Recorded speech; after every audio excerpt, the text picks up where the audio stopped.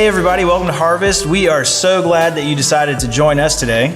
Yes, we hope you're enjoying the extra time with your family and friends this Memorial Day weekend.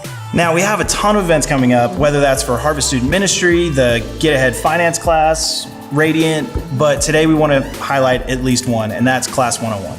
That's right. Class 101 is all about membership. You can learn about who we are, what we believe, and have the opportunity to activate your membership at the end of the class. It's going to be June 13th online at 1 o'clock, so you can log in from anywhere.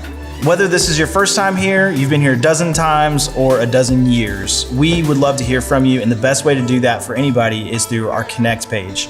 If you're here in person, you did receive a Connect card in your program, and we'd love for you to fill that out. We also have a free gift for you at the tent outside if you're a first-time visitor. Yes, please pop by and say hello. It's time to get started. We will see you next week. Bye, guys.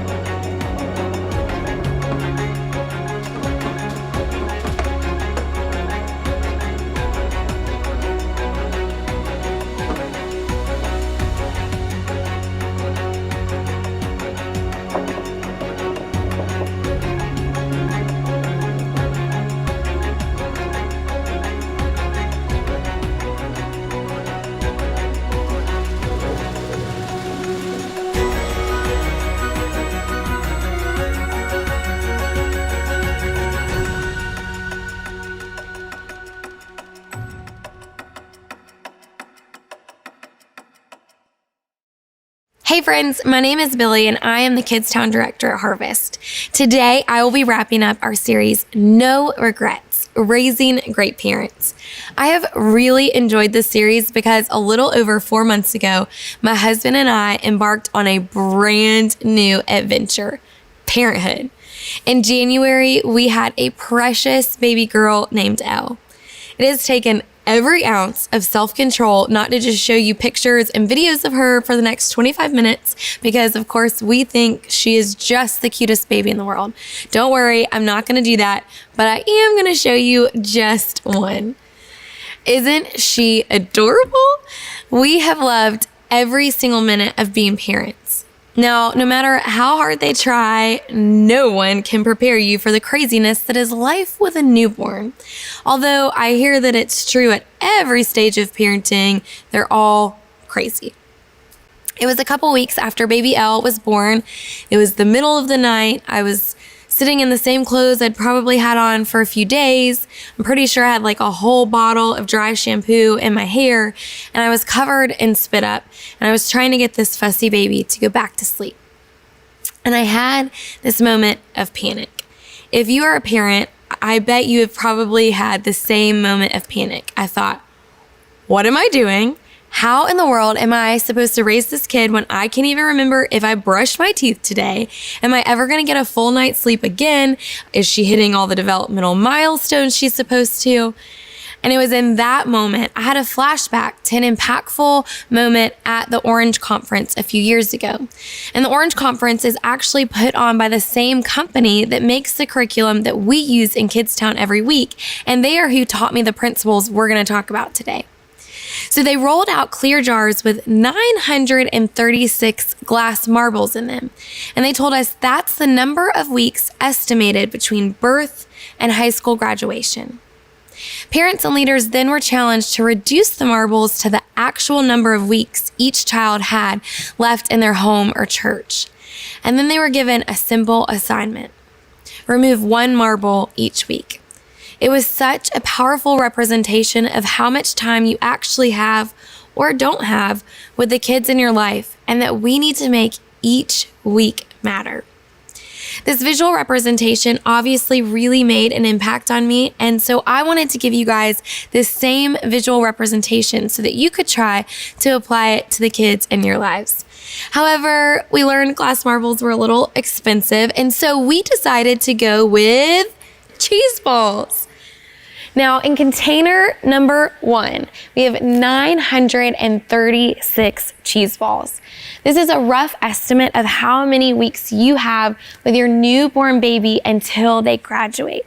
And then in number 2, we have 624 cheese balls, and that's the number of weeks you have with your kindergartner or your 6-year-old.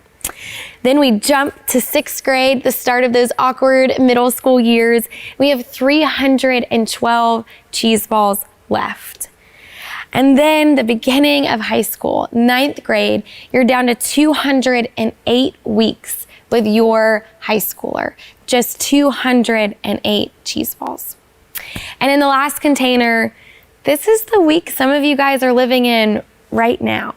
It's graduation weekend and you've got one left and your jar is about to be empty. Now, I don't want you to think, oh, my jar is empty. I have no more influence over my kids' lives. That's not it. But I do want to help you realize that it's during these kid and teen years that you have the most influential impact on your kids, and things just kind of shift after they graduate. Growing up in the South, I have been to my fair share of football games. I even used to be a little cheerleader with the rec department. I don't really remember much about that experience except that I was always one step behind everyone else, and that when the countdown clock began to dwindle, that was when everyone got serious about the game. Fans and players and the cheerleaders both were so concentrated and focused on the action on the field. I think it's like a countdown clock. When you put an actual number to the weeks you have left, it will make you see them in a smarter way. Now, this is not an original idea. Moses actually suggested something similar to this in one of the Psalms when he said, "Teach us to number our days, that we may gain a heart of wisdom." It is such an interesting concept that when you number your days or your weeks, it helps you develop a heart of wisdom. Now, does this mean you have to make every second count and turn every minute into a teaching opportunity and then keep a daily journal to record it all? No, absolutely not. You will drive your kids crazy and you will drive yourself crazy. But I do think that this visual shows you the worth of every week and also how all the weeks add up to something that is very powerful. Now, why didn't God send Jesus as soon as Adam and Eve ate the fruit? He could have resolved the issue then and there, but he waited. He used time. He gave Abraham a son. He let Joseph sit in jail. He sent Moses to deliver a nation, and then he let a nation wander in the desert for decades. Have you ever stopped and thought about why? It was as if God decided, I can help you understand something with time that you could never really understand in a moment. And it's not just that time matters. It's time over time. It's understanding how what you do this week is connected to next week and the next. And when what you do this week is repeated next week and the week after that, it has an accumulative effect. That is just the way life works. It's not 936 cheese balls. It's your time. For example, if a kid is 9 years old, you've already lost half of your cheese balls and you're down to 468. It also means you have 312 cheese balls before they get their driver's license. And from what I hear, once they get their driver's license, things start going a lot faster. After that, you only have a few more summer vacations with them before they probably move out. Is it just me, or does this make your armpits start to sweat? I'm not trying to make us all panic or depressed, but I do want to illustrate how fast time really goes and raise the bar just a little bit on what happens this week. In the middle of the night, where I was probably a little sleep deprived and maybe more than a little stinky, I had the image of those marbles in my head, and I thought, I have to make these weeks matter, but how? Because the bottom line is, you're losing your cheese balls or your weeks. But I don't think that this has to be a negative.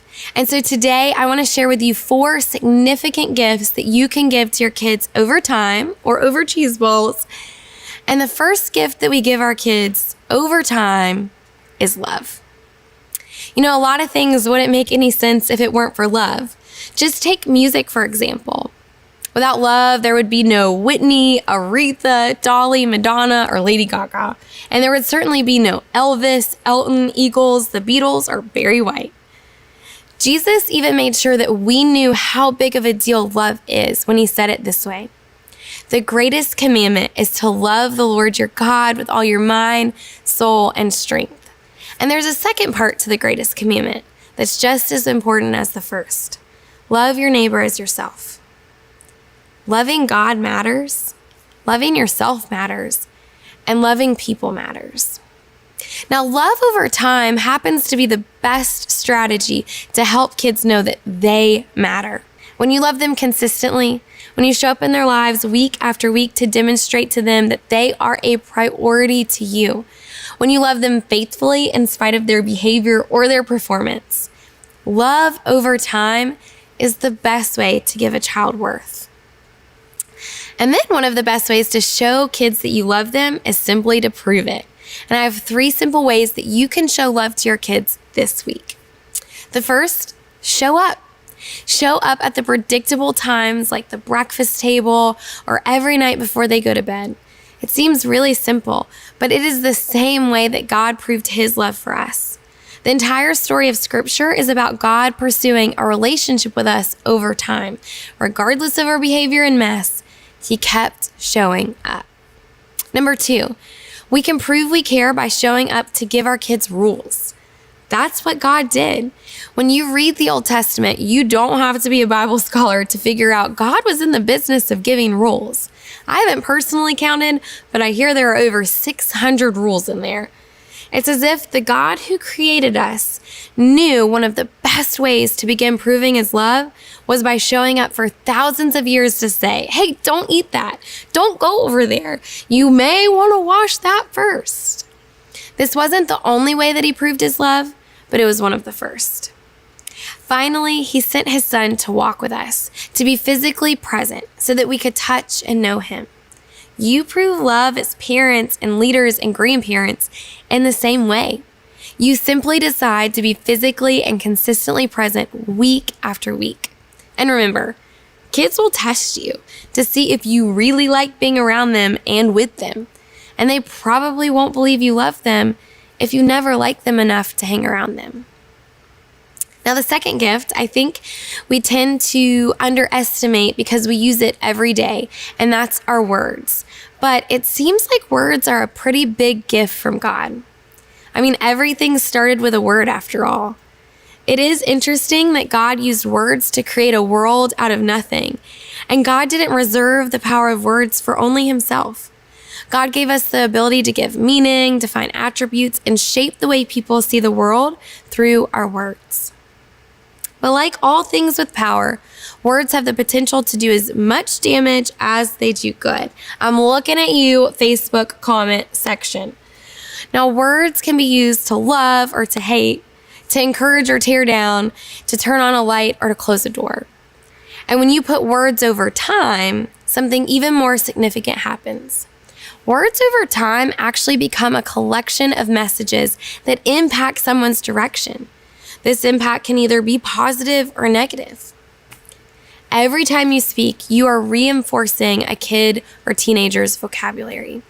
You are giving them words that will shape how they see the world, how they see themselves, and how they think about God. Words over time can also help kids believe. Your analogies, adjectives, and questions will shape how they think about God. You are literally giving kids a spiritual vocabulary. Now, if you grew up without a concept of God, you may be tempted to shut down or feel defeated right now. Maybe you're asking yourself, how can I pass on a theological vocabulary if I don't even know theological words? It is okay. Take my mom, for instance. When I was growing up, it was just me and her, and she really started discovering her faith for the first time when I was in elementary school discovering my faith. And I would bet when I started asking all the questions, and believe me, I asked all the questions, she had a moment of panic. But she did 2 things really well. First, she never steered the conversation away from those things of faith. She may have said, I don't know, but I'll find out, even when she might have been panicking a little bit. And she made church a priority so that I could be surrounded by people who could help teach us both those timeless things of faith. Now let's get practical. If you've ever been to a foreign country, you know how important it is to learn a few key words just to get by. As a leader or a parent, you also have probably realized it's like your kids are speaking a completely different language sometimes. I think it's important to learn to speak in a language that kids understand, but a lot of what kids and teens need to hear doesn't actually ever change. You can start by using some really simple phrases and using them often. Things like, thank you, I love you, I'm sorry, I don't know, but we can find out, I'm here for you, I believe in you, you did it, I'm proud of you, keep trying, you can do it. And then the other thing you can do is to recycle the big ideas. You can take the things that you're hearing here at church or the things that we're saying in Kidstown and use that. In Kidstown, we have some basic truths for each age group, like Jesus wants to be my friend forever and I can trust God no matter what. Not only do you save yourself some time, you also increase the chance you will be heard. When you begin to say the same thing in the same way as someone else, you and your words have a greater impact. So when you say something this week, remember a few words can have a lasting influence, and they can impact the direction of someone's life. Just like time, words, and love were God's idea, so were tribes. Think about it. Have you ever noticed how we all have a drive to belong? We all have a desire to fit in somewhere, to be connected, to find our place at someone's table. In fact, I can remember when I was in college, I was sitting on my mom's couch and I was scrolling Instagram, and I came across a post where some of my friends had gone out to dinner and I didn't get the invite, and I was devastated. And I think that one way we can know that belonging is such a powerful drive in the human heart is because not belonging can be devastating. Just like when I didn't get that invite, I felt a little hurt. Everybody needs a circle, and every kid especially needs what we might call a tribe. So what exactly is a tribe? For our context today, it's simply a group of people connected by something in common. Think about it this way. We all define ourselves by tribes. We say things like, I'm in the musician tribe, or I'm in the Braves tribe, I'm in the photography tribe, mom, student, biker tribe. And when someone finds a tribe over time, that is when that tribe can have the potential to become like a family or community. As a parent, friend, teacher, or leader, when you help kids feel welcomed in a tribe over time, you are helping them develop a significant sense of belonging. We see this concept of belonging in a story Jesus told about a father with two sons. I'm sure you've probably heard it. The youngest son left home prematurely. He took his father's inheritance and went to the far country, where he hoped to build his own fortune, find new friends, and leave his mark on the world. Unfortunately, due to a series of wrong decisions and the fact that he had never taken any of Terry's Get Ahead financial courses, he lost his money and everything. Finally, one day, he decided it was time to go home. I can imagine the prodigal son walking over the final hill, looking across the field at the house he grew up in with anxiety. But his loving father runs to meet him and gives him a hug, in spite of his mistakes. Why? He was a smart dad who knew tribes matter, so he did two things. He gave the son a ring to remind him that he still belonged in the family, and he threw a party to ensure him he still had a community where he belonged. That kind of belonging is something that only tribes can do, and the tribes most strategically positioned to do that are the family and the church. Kids and teenagers desperately need people who know them, welcome them, and forgive them over time so that they will know they belong. And that's why we need to be serious about finding the right tribes for our kids. I hope you'll leave today and recognize the potential your family circle and your church circle can have in your kids' lives. That day I was sitting on the couch looking at the Instagram posts of all my friends somewhere without me. I never questioned if I had worth or belonging. Because of the church, I knew that no matter what I did, No matter what happened or where I didn't get invited, I had a place to belong with Jesus and the church. I knew there would always be a seat at the table for me, and I would always have a tribe. And the last thing I want to talk to you about today may be the most controversial and the most important, and it may make some of you a little uncomfortable. Do I have your attention yet?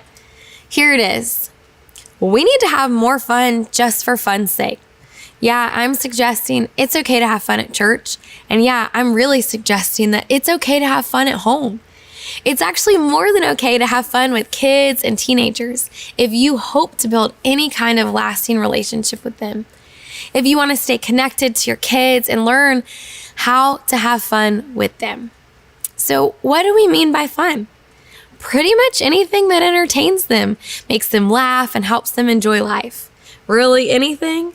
No, maybe you should leave out things like skating in traffic or jumping ramps with baby strollers and launching bottle rockets from body parts. You're the adult, and so we do expect you to screen some of the things with a little common sense. And there are definitely some fun things that kids shouldn't do because they're not safe, not age appropriate, or they break a commandment. But we think fun is a really big idea.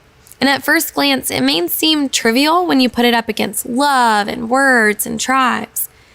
But when you put fun over time, something serious happens. Fun over time creates a powerful connection that takes your relationship with a kid or teen even deeper. Think about it this way. Kids were created with a play drive. So evidently fun matters so much to God, He decided to illustrate it everywhere in nature to remind us we need to play. If you don't believe me, then you should just come over to my house and see how many times our dog drops her slobbery ball at your feet to play fetch. She was made to play. We were all made, created, and designed to have fun. Too many adults, myself included, take themselves too seriously, and we have forgotten how to have fun at church or at home. Maybe you need to laugh a little more, dance a little longer, play a little harder, especially if you want kids and teenagers to want to show up and be around more, if you want to build a deeper relationship with them. God certainly seems to take fun seriously. So seriously that most of the time when He wants us to focus on our relationship with Him, He tells us to sing, dance, celebrate, eat, and be joyful. Evidently, He wants us to think of our relationship with Him kind of like a party. And everybody loves a good party, especially your kids. The reason it's more than just okay to have fun is because it's actually kind of a strong suggestion in the Bible. The word fun may not be there exactly, but all of its relatives are. May the righteous be glad. Rejoice in the Lord always. Celebrate a festival to the Lord. A cheerful heart is good medicine. However many years anyone may live, let them enjoy them all. Christians should be the most joyful, positive, happy, playful, fun people on the planet. Instead, too many get a rap for being negative and pessimistic, obnoxious, judgmental, and boring. At the risk of oversimplifying, if we played, laughed, danced, and smiled a little more at church and at home, I think kids and teenagers might grow up with a healthier perspective of their families and their Christian community. Fun over time convinces kids you actually like them. Fun over time reconnects what's been disconnected, and fun over time fosters resilience. It doesn't mean you have to make everything in your week fun, but not every moment has to be so serious either. If you want to build trust, have lasting influence, establish a deeper connection, you have to make fun a priority. What you do for kids over time matters. Love could just be a word in a song lyric until you put it over time, and then it gives a kid worth. Words are just something you use to win a game of Scrabble until you put them over time, and then they become a collection of messages to move someone in a better direction. Tribes are just people linked together by a common interest or clubs you sign up to attend until you put them over time. And then they become a family or community where kids can experience belonging. Fun is just a good time until you put it over time. And then it creates a powerful connection that makes your relationship with the kids in your life deeper. What you do this week matters. It matters because every week is one in a number of weeks. and the weeks add up. Sure, there are nearly 1,000 weeks between birth and graduation, but they go by fast. So this week, maybe play a game, tell your kids a story, give them a tribe, and then say it all again, and prove you love them again and again, because over time, it matters.